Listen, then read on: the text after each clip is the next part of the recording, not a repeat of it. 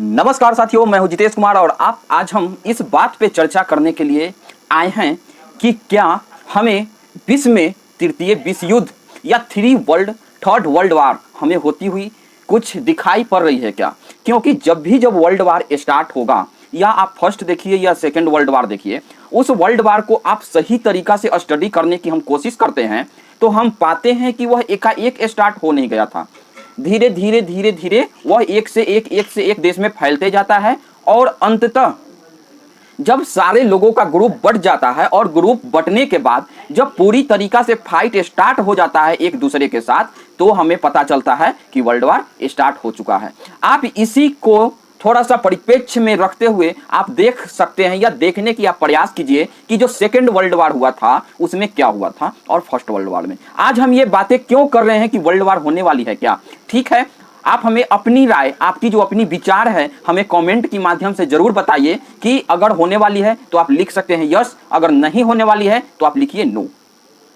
मैं आपकी कमेंट को जरूर पढ़ूंगा और मैं आप सभी लोगों का आपका विचार जानना चाहता हूं। दोस्तों, होता यूं है कि अमेरिका, जो पिछले मैंने सेशन में आप सभी लोगों को बताया है कि अमेरिका के राष्ट्रपति डोनाल्ड ट्रंप ने अभी सभी को बताया कि हम जब G7 में वह गए थे और G7 से वह वहां से तत्कालिक तौर से थोड़े ही टाइम के बाद लौट गए और लौटते समय यह बताया कि हमें ईरान और इजराइल का जो वार चल रहा है उसमें बहुत सारी चीज़ों को अभी देखना है। फिर उनसे जब मीडिया पूछता है कि आप भी डायरेक्ट इस वार में आने वाले हैं क्या, तो या तो हम बोल सकते हैं कि उन्होंने इस बात को स्पष्ट रूप से बताया कि नहीं, अभी जो है हम 2 सप्ताह अभी और इंतजार करेंगे। हो सकता है 2 सप्ताह के अंदर, अभी हम और 2 सप्ताह सोच विचार करेंगे। 2 सप्ताह के अंदर अगर ईरान अपना सब पूरा नियम सहित अपना परमाणु हथियार खत्म करने पर अगर बात बन जाती है तो हम हमला नहीं करेंगे। लेकिन इसको आज जो हुआ उसको आज बोला जाता है कि आज सुबह ही 22 तारीख को कि क्या होता है, 22/6/25 को सुबह इंडियन भारतीय समय के अनुसार सवेरे 4 बजे के लमसम क्या होता है, ईरान के ऊपर उसके जो परमाणु, जहां पर वह इंक्रीजमेंट करना का जो स्थान है, जहां वह परमाणु को इंक्रीज कर रहा था, उस स्थान जिसका नाम है तनाज, फोर्स और इंतफहान। तो हम सभी लोग जानते हैं कि ये 3 जो स्थान थे, इन 3 स्थान बहुत ही महत्वपूर्ण स्थान थे ईरान के लिए, ताकि वे सभी लोग जो परमाणु का जो स्थान है जहां इंक्रीजमेंट का काम बहुत ही तेजी के साथ अमेरिका के फोर्सेज ने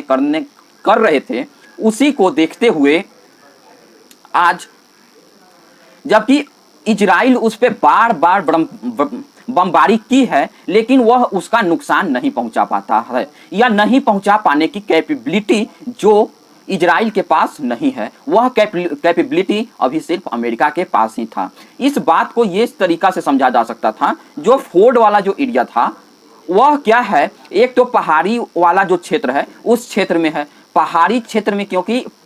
पहाड़ी क्षेत्र में पत्थर ही होगा, किसी भी प्रकार के अगर जो सामान मिसाइल बम मारे जाते हैं तो क्या होता है कि वह ज़्यादा जो पहाड़ी एरिया है उसको नुकसान नहीं पहुंचा पाता है। आप इसी का उदाहरण देखते हुए आप समझ सकते हैं कि अमेरिका 20 साल अफगानिस्तान के अंदर युद्ध लड़ते रहा, जो अफगानिस्तान तालिबान के पास या अफगानियों के पास खाने के लिए नहीं थे, लेकिन एक समय के बाद अमेरिका को भी वहां से 20 साल के बाद निकलना पड़ा। और सिर्फ निकलना ही नहीं पड़ा, उनको बहुत ही ज़्यादा ह्यूमिलेटिंग तरीका से निकलना पड़ा, क्योंकि जब वह वहाँ से निकल रहे थे तो वैसा नहीं था कि वह डेमोक्रेटिक पार्टी को बैठाकर निकल रहे थे, वह बाइज्जत तालिबान को आगे ये बोला जा सकता है कि वह सरेंडर करके निकल रहे थे। क्योंकि जैसे ही वहाँ से अमेरिका निकलता है और जो तालिबान की सरकार है वह अफगानिस्तान के ऊपर हमला करना स्टार्ट और तुरंत ही सत्ता अपने हाथों में ले लेती है। बात यहाँ तक की जाती है कि तालिबान और अमेरिका के जो सेना प्रमुख और जो भी लोग वहाँ के थे, उन लोगों ने सभी लोगों ने मीटिंग करके पहले ही इस बात को फिक्स कर लिया था कि हम यहाँ से निकलते समय हमको यहाँ से निकलने दिया जाए और हम सारी की सारी जो डिफेंस इक्विपमेंट है वह आप सभी लोगों के लिए छोड़ के जाएंगे, हमें यहाँ से शांति से निकल जाने दिया जाए। क्योंकि हम जानते हैं कि ये जो तालिबान थे, वह तालिबान भी जो धीरे धीरे कैपेबल होते समय इनके पास भी जो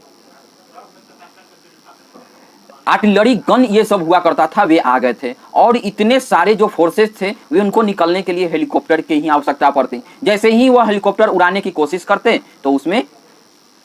मिसाइल से अटैक कर दिया जाता और उनको नुकसान पहुंचा दिया जाता। इसीलिए अमेरिका के फोर्सेज ने पहले ही डील कर लिया था और निकल गया था। ये बात बताने के पीछे की कारण ये है कि हम तालिबान क्यों अफगानिस्तान के लोग क्यों नहीं हार पाए, क्योंकि अफगानिस्तान के लोग पहाड़ के अंदर रहना जानते थे। अब जब भी इधर से अमेरिका की जो फोर्सेस थी वह हमला करता, वह तालिबानी लोग पहाड़ी के एरिया में जाकर छुप जाते। उनको सारा का सारा पहाड़ी एरिया मालूम था, हर जगह, हर गुफा, हर जगह उनको मालूम था पानी कहाँ है, भोजन कहाँ से लाना है, सारी की सारी चीजें। अगर सपोर्ट डेट अमेरिकन सेना को पता भी लग जाता था कि तालिबानी या अफगानी फोर्स इस एरिया में और यहाँ पर एग्जैक्ट लोकेशन में छुपे हुए हैं, फिर भी वहां पर जो बम गिराया जाता, क्योंकि वहां पर जो बहुत ही कठोर चट्टान होता है पहाड़, वह उसको ज्यादा नुकसान नहीं पहुंचा पाता। तो इसी प्रकार से जो फोर्ड वाला जो एरिया है वह क्या है, वह एक जो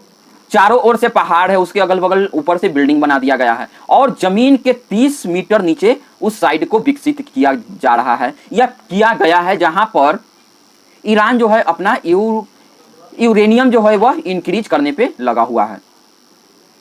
तो हम सभी जानते हैं कि अमेरिका के पास एक बम है B-2 बम्बर। अब B-2 जो बम्बर है वह क्या है कि उसमें GBO-57 बंकर ब्लास्टर बम भी उसके अंदर होता है। बताया जाता है कि वह जो अमेरिका के पास जो बम है वह बम लगभग 14,000 किलो, या हम बोल सकते हैं कि 14 क्विंटल टन, 14 टन का बम जो है, 14 टन का बम उस जो फोर्ड जो न्यूक्लियर जो साइट है उसके ऊपर गिराया जाता है। और उसका खासियत ये होता है कि वह पहले जब गिरता है वह बम, तो वह बम का सबसे बड़ा खासियत ये है कि वह बम डायरेक्ट जैसे गिरा और ब्लास्ट नहीं होता है। और दूसरी बात, उसके अंदर किसी भी प्रकार का कोई और मशीन लगा हुआ नहीं होता है। इस कारण से उसके अंदर क्या होता है कि उसको गाइडेड करना भी थोड़ा मुश्किल होता है। उसको आप थोड़ा बहुत जीपीएस ट्रैकर के थ्रू तो गाइड कर सकते हो, लेकिन एक जो प्रॉपर जो मिसाइल होता है उसमें बहुत सारे और एक्स्ट्रा मशीन भी लगा होता है, या हम बोले कि उसके अंदर इंजन भी थोड़ा बहुत प्रयोग होता है, जिससे उसका डायरेक्शन चेंज करना हो गया और उसका अगर उसमें कुछ और चेंजिंग करना है तो ये सब सारी चीज़ें की जा सकती थी। लेकिन जो MOP जो बम है GBO-57 जो बंकर ब्लास्टर बम है, इसमें क्योंकि मशीन यूज नहीं है, जीपीएस के थोड़ा सा आप लोकेशन को लेके आप थोड़ा सा इधर उधर कर सकते हैं। वह करने के बाद जो जहां पर फोर्ड जो ये था स्थिति, वहां पर गिराया जाता है। बम की खासियत यह है कि पहले वह लगभग 30 मीटर तक नीचे जाती है, 30 मीटर नीचे जाने के बाद वह ब्लास्ट हो जाता है, 30 मीटर नीचे जाने के बाद वह ब्लास्ट होता है। अगर हम लोग कहें कि हमारे यहाँ जैसे हम अपने घरों में समरसेबुल करवाने के लिए कुछ फीट या हम लोग मीटर की बात करें तो जितने मीटर नीचे जाते हैं उसके बाद हम सभी लोगों को पानी मिलना स्टार्ट हो जाता है। ये सारी बातें हम लोग जानते हैं। आप सपोज सोचिए कि उस बम को अगर गिरा दिया जाए तो हमारे यहाँ की क्या हो जाएगा, उस एरिया से पानी बाहर निकलने लगेगा। तो यही बात जो वहाँ, क्योंकि वह जो मिसाइल है या वह जो B-2 बम्बर है वह डिजाइन किया गया था RCC के लिए, रेनफोर्स कंक्रीट सीमेंट के लिए, जो था वह 20-30 फीट जो नीचे जाकर वह ब्लास्ट होता था। लेकिन उससे भी हार्ड क्या है, जो पहाड़ है, पहाड़ का चट्टान और RCC दोनों का जो कठोरता अगर हम मापते हैं तो बहुत ज़्यादा हो जाता है। किसका? पहाड़ी एरिया का। अब ये उसमें तो इतना ज़्यादा अंदर डीपली वह नहीं जा पाएगा। अगर इतना डीपली नहीं जा पाएगा और उसका स्ट्रेंथ ही इतना ज़्यादा, जो B-2 बम्बर है उसका स्ट्रेंथ ही मान के चलिए कि 20 मीटर तक ही है और वह साइट कहाँ है, 30 मीटर है। तो उसके लिए क्या करना होगा, उसके लिए करना होगा कि उस पर मल्टीपल बम से हमको अटैक करना होगा। अब मल्टीपल बम से अगर अटैक करने की बातें हो रही हैं, इसका मतलब ये हो गया कि एक बम गिराए, फिर दूसरा गिराए, तीसरा गिराए, तभी उस एरिया तक हम पहुंच सकते हैं। तो अभी जो एक अनुमान के मुताबिक बताया जा रहा है कि जो B2 बम्बर है वह एक ही फोर्ड ही साइड पे सिर्फ और सिर्फ गिराया गया है। और अमेरिकी सेना के मुताबिक, जिसमें डोनाल्ड ट्रंप भी अपने स्टेटमेंट को जारी करते हैं, लेकिन उससे पहले जो अमेरिकी सेना ने हामी भरते हुए ये बोल रहा है कि हम जो फोर्ड वाला जो न्यूक्लियर साइट है उस साइट को हम पूरी तरीका से मटिया मेट कर चुके हैं या तहस नहस कर चुके हैं। लेकिन जो ईरान के जो सेना है वह बता रही है कि अभी तक जो उसमें ब्लास्ट किया गया था वह ब्लास्ट के द्वारा सिर्फ और सिर्फ हमें इतना नुकसान हुआ है कि गेट तक, एंट्री गेट तक ही B2 बम्बर पहुंच पाया है और अंदर का जो साइट है वह बिल्कुल सेफ है। अभी इंक्रीजमेंट का जो काम है वह बिल्कुल सेफ है। इससे हमें एक चीज और पता चलती है कि अमेरिका के जो B2 बम्बर मारा गया है वह क्या करता है कि ये सबसे पहले उसका हम थोड़ा बहुत जर्नी देखने की कोशिश करेंगे। तो अमेरिका में एक जगह होता है मिसौरी, मिसौरी से वह उड़ान, मिसौरी के व्हाइट मैन एयर बेस से वह उड़ान भरता है और जब उड़ान भरता है, उड़ान भरने के बाद वह सीधे 36 लगभग 37 घंटा उड़ान भरते रहता है। जबकि बताया जा रहा है कि जब वह उड़ान भरता है, क्योंकि उड़ान भरने के साथ ही वह रिफ्यूल होता है और रिफ्यूल करने के लिए उसके साथ 6 एक्स्ट्रा रिफ्यूल करने के लिए जो प्लेन होते हैं या फाइटर जेट होते हैं वे चलते रहता है। और जब चलते चलते जब हवा में ही, क्योंकि आजकल जो टेक्नोलॉजी है हवा में ही फ्यूल स्टार्ट हो जाता है, तो बताया जा रहा है कि जो B2 बम्बर है वह हवा में ही, क्योंकि उसके साथ 6 प्लेन चल रहे थे जो सिर्फ रिफ्यूलिंग का काम करने के लिए ही चल रहे थे और क्योंकि 37 घंटा का वह दूरी भी तय करता है, तो इसके लिए और साथ में 14,000 किलोग्राम का 2-3 उसमें बम भी रखा हुआ है, तो उतना वजन लेके चलना भी फाइटर जेट के लिए बहुत ही ज़्यादा मुश्किल होता है। B2 बम्बर के बारे में बताया जा रहा है कि वह स्टेल्थ टेक्नोलॉजी से भी पूरी तरीका से उसके अंदर है। स्टेल्थ टेक्नोलॉजी ये होता है कि किसी भी देश का रडार सिस्टम उसको कैच नहीं कर पाएगा, जो भी इधर से वेव छोड़ा जाएगा वह वेव की क्या कर देगा, अपने अंदर ऑब्जर्व कर लिया जाएगा। तो किसी भी देश को यह पता ही नहीं चल पाएगा कि हमारे जो एयर क्षेत्र है उसके पास से किसी भी प्रकार का कोई फाइटर जेट गुजर रहा है। तो अमेरिका के मिसौरी के व्हाइट मैन एयर बेस से इंडियन टाइम के अनुसार या इंडियन डेट के अनुसार 20 जून को 3:30 पर वह उड़ान भरना स्टार्ट करती है और 37 घंटा की दूरी को तय करते हुए वह पहुंचती है और ईरान के ऊपर हमला कर देते हैं। जब ईरान के ऊपर हमला कर देते हैं उसके बाद, क्योंकि हम बता दें कि जो B2 बम्बर है वह लगभग जहां उसको गिराना होता है उससे लगभग 7 किलोमीटर ऊपर से ही उसको छोड़ दिया जाता है। छोड़ इसलिए दिया जाता है कि 7 किलोमीटर का जब वो डिस्टेंस ऊपर से नीचे आएगा, क्योंकि उसको जमीन के नीचे जाना है और तब जाके ब्लास्ट होना है, तो जो सेंटर ऑफ ग्रेविटी के द्वारा जो छोड़ा जाता है तो वह जब नीचे आता है तो वह बहुत ही हाई स्पीड के साथ नीचे की ओर आता है, क्योंकि वजन भी है और ज़्यादा वेट होने के कारण वह ज़्यादा फोर्स के साथ नीचे एंट्री करता है।